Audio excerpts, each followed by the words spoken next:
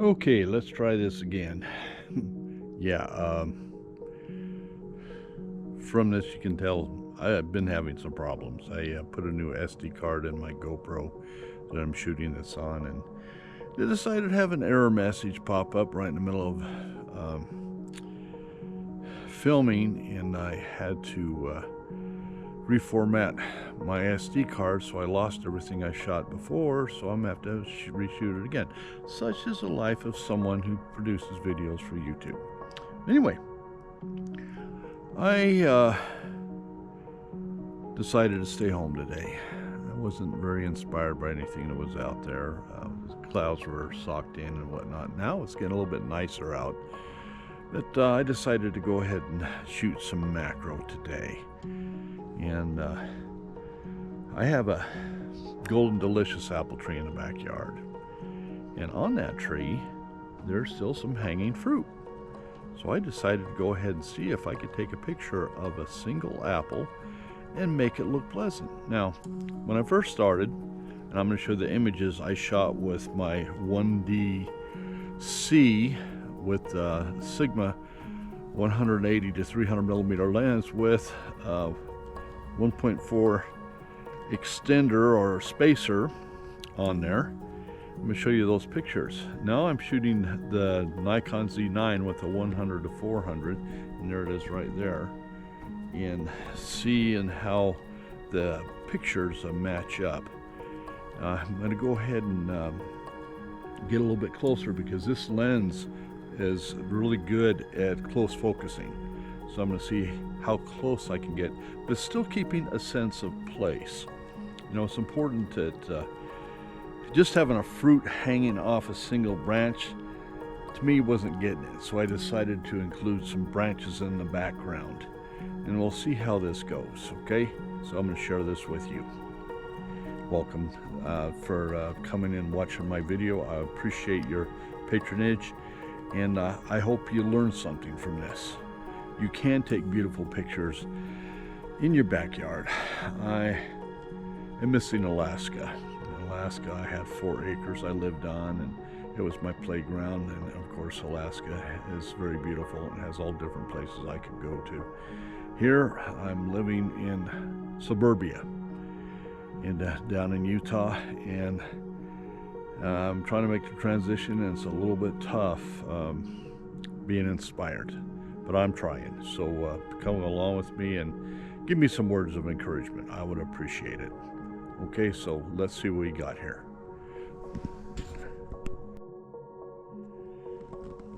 And my GoPro. Boy, I'm having all kinds of problems today. GoPro decided to stop recording.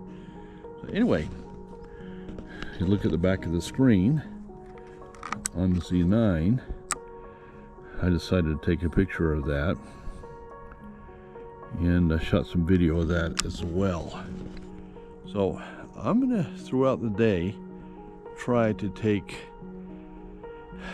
macro pictures around my yard as the sunlight changes and lighting conditions change, and I'll share it with you later on, and hopefully I'll have some decent stuff for you and some good information for you to follow for those of you that are stuck in suburbia and would like to get out and get some pictures. Okay, so anyway, I'll rejoin you in a little bit. Okay, here I'm videoing using my Z9, the Apple. Of course, it's jumping in and out.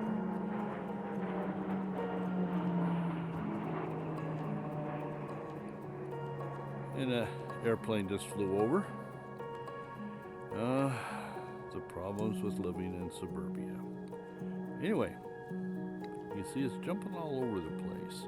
Autofocus system on this Nikon is supposed to be a lot better, but I don't know why it's jumping around like that. Why is it jumping around? Let me see what I can do here. It's not liking this. So I'm going to go to manual focus. See what I can get here. Boy, it's jumping all over the place. I'm not liking this. It has a new firmware on it, 4.10. It's supposed to be great for birds. But I have focusing assist on. Has the apple in red there. So I'm going to go ahead and take a picture now.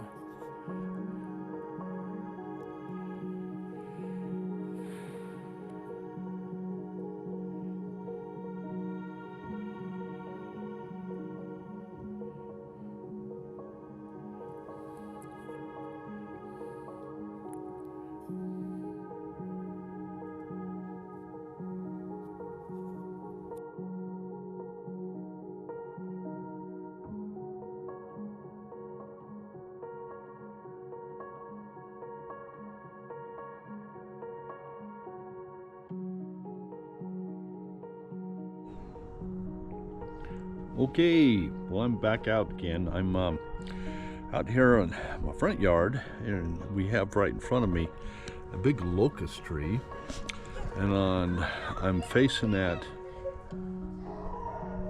kids next door. I'm looking at the north facing side of the tree, and I have a bunch of lichen growing here. So I'm going to take pictures of it.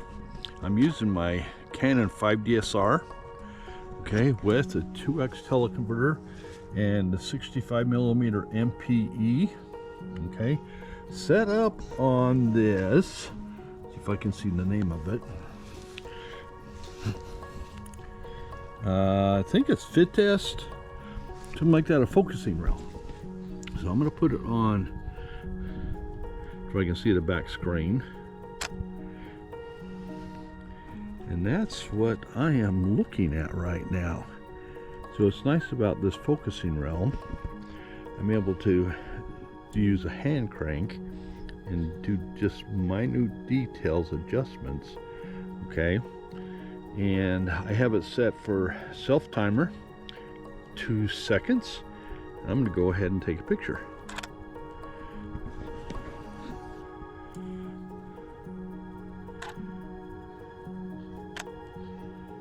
And that's what I was able to obtain right there.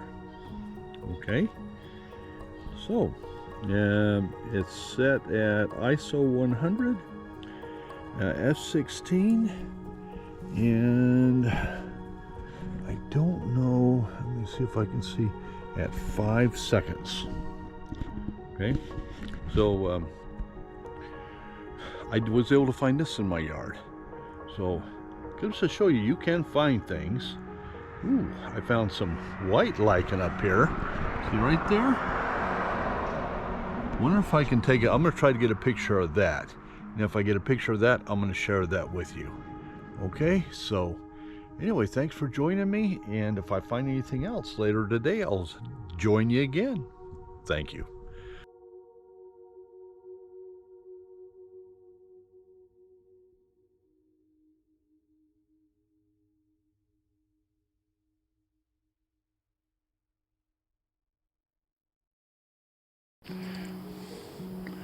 Well, hello, this is Edward.